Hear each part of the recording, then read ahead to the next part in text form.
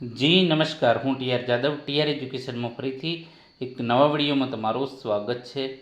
મિત્રો, જીએસઆરટીસી હેલ્પરની તૈયારી માટે અમારી ચેનલમાં ફ્રી વિડીયો લેક્ચર સિરીઝ શરૂ કરવામાં આવી છે, જેમાં ટેકનિકલ અને નોન ટેકનિકલ બંને પ્રકારના વિડીયો ડેલી બેઝ પર અપલોડ કરવામાં આવે છે. જેમાં 150 વિડીયો અપલોડ કરેલા છે હેલ્પરના સિલેબસ પ્રમાણે, અને તેની પીડીએફ પણ તમને ફ્રીમાં મળી જશે. તે માટે અમારી ટેલિગ્રામ ચેનલ અને વોટ્સએપ ગ્રુપમાં જોડાઈ જજો.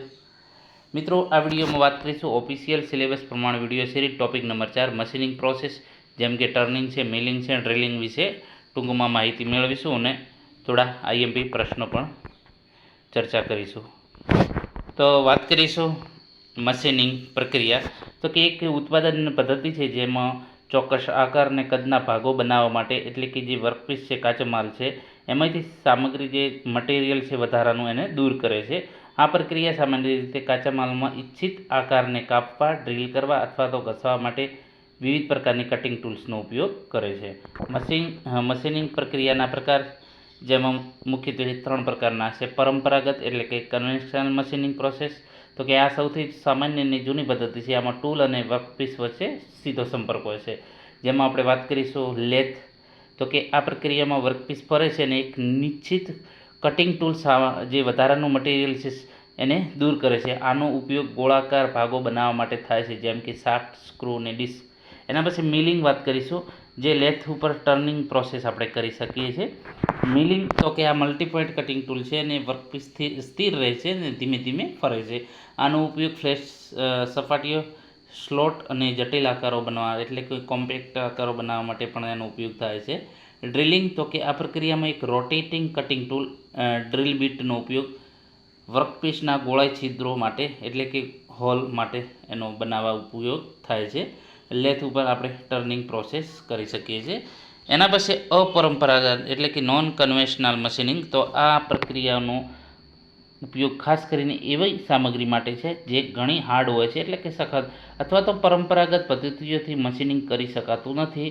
આમાં ટૂલ અને વર્કપીસ વચ્ચે સીધો એટલે કે મિકેનિકલ સંપર્ક હોતો નથી. જેમાં આપણે વાત કરીએ છીએ electrical discharge machining, laser beam machining, ultrasonic machining, જે આ અપરંપરાગત મશીનિંગ છે.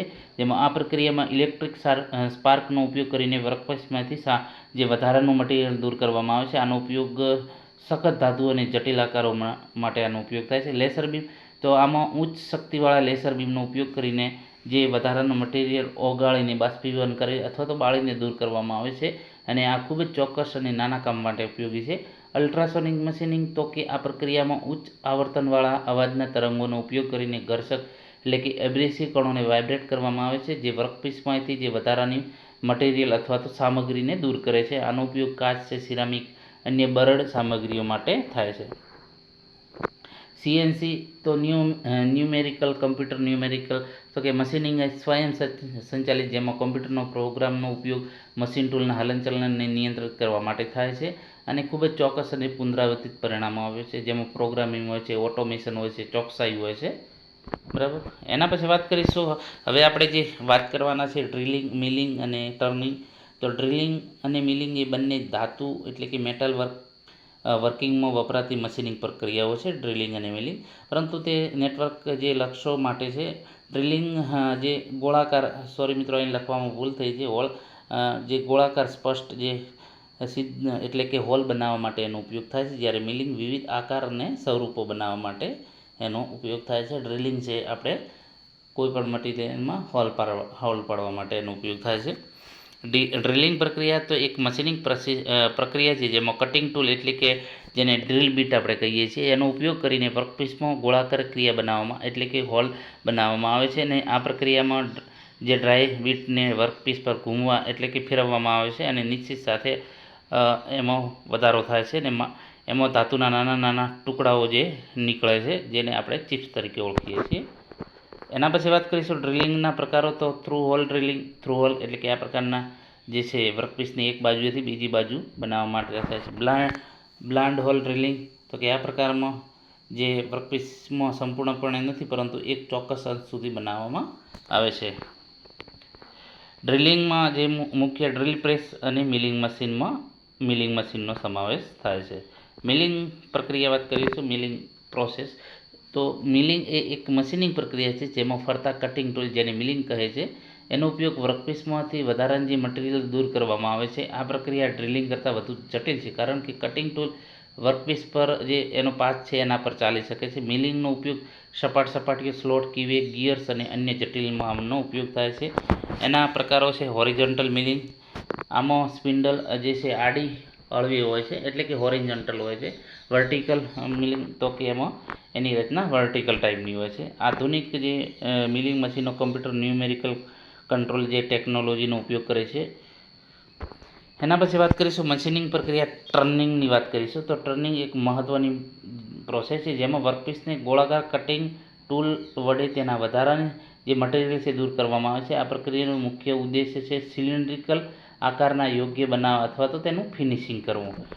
ટર્નિંગ પ્રોસેસનો મૂળભૂત સિદ્ધાંતો તો કે ટર્નિંગ પ્રક્રિયામાં વર્કપીસને લેથ મશીનના સ્પિન્ડલ સાથે જોડી ખૂબ જ ઝડપથી ગોળાકાર કરવામાં આવે છે. આ દરમિયાન એક સ્ટેશનરી એટલે કે સ્થિર જે છે કટિંગ ટૂલને વર્કપીસ જે છે સ્થિર જે આપણો જે કટિંગ ટૂલ જે સ્ટેશનરી સ્થિર કટિંગ ટૂલને વર્કપીસ ખસેડવામાં આવે છે.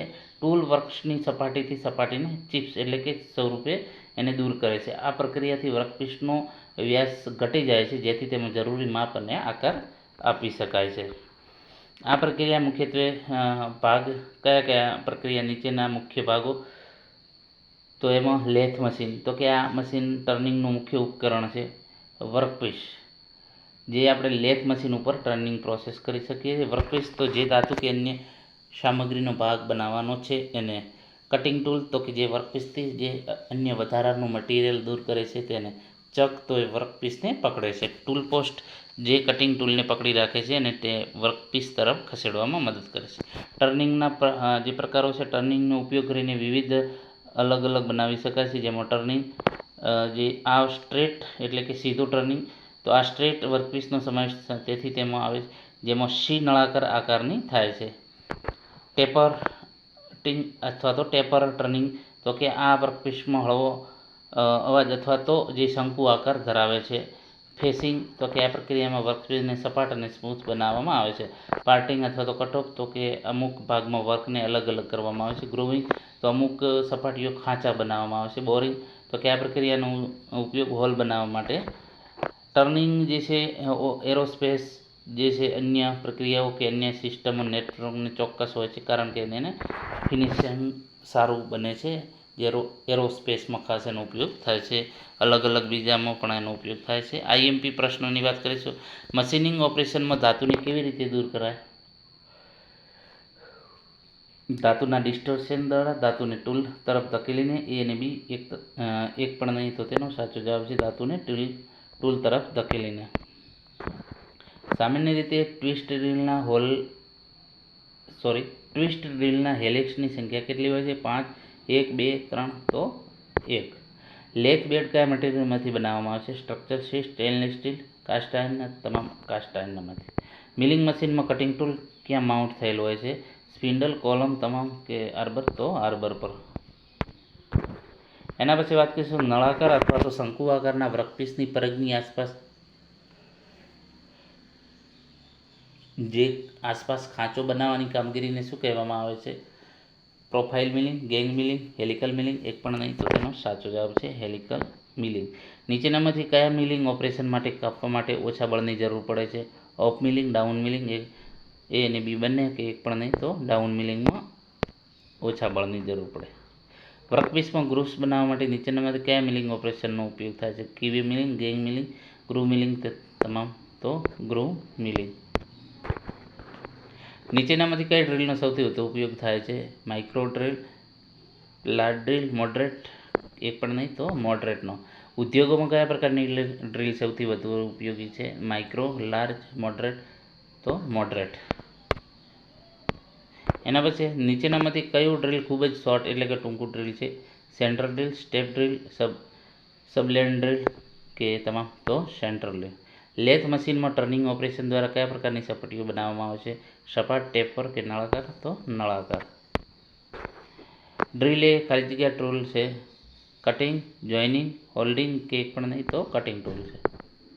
એના પછી ડ્રિલ ડ્રિફ્ટની કયા મટીરિયલમાંથી બનાવવામાં આવે છે? માઇલ્ડ સ્ટીલ, સ્ટેનલેસ સ્ટીલ, તાંબુ કે તમામ? તો માઇલ્ડ સ્ટીલમાંથી બનાવવામાં આવે છે. તો મિત્રો આ મિલિંગ જે મશીનિંગ પ્રોસેસ છે, મિલિંગ, ટર્નિંગ અને ડ્રિલિંગ, તેના વિશે ચર્ચા કરી. જો વિડીયો પસંદ આવે તો લાઇક, શેર અને મિત્રો ચેનલને સબસ્ક્રાઈબ કરવાનું ન ભૂલતા. Thank you for watching this video.